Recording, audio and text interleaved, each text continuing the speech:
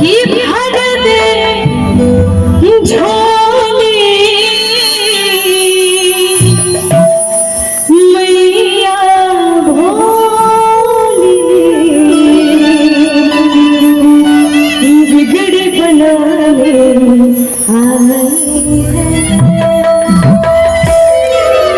चलिए एक बार आप सब लोग हाथ ऊपर कर ले जाता आप सब लोग भी कि भर दे झोली मैया बिगड़ी बनाने भर दे झोली मैया बिगड़ी बनाने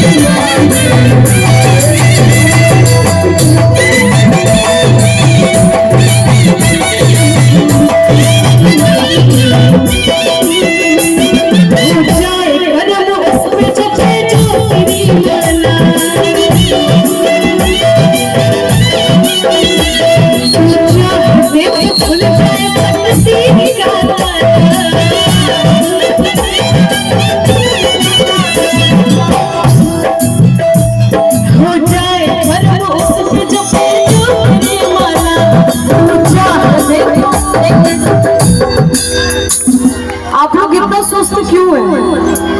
अभी पूरा दुर्गा जी के पंडाल घूम के बड़ा जाइए से तना नो हमरे के पता बटे तो वो सब दुर्गा जी के पंडाल घूमो तो हम जाता माई के दर्शन थोड़ी ना कर जातो को बजा जब माई के भजन ठीक लेके लगा तो माई के दर्शन करे तो नहीं जातो को जा नया नया माई आई हो जा कितना दीदी लोग आई लोग जा वहां लोग सभी को भेंट करे जाते हो कम जा की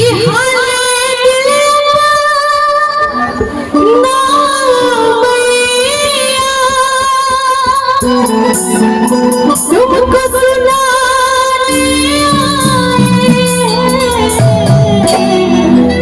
कि भर दे झोली मैया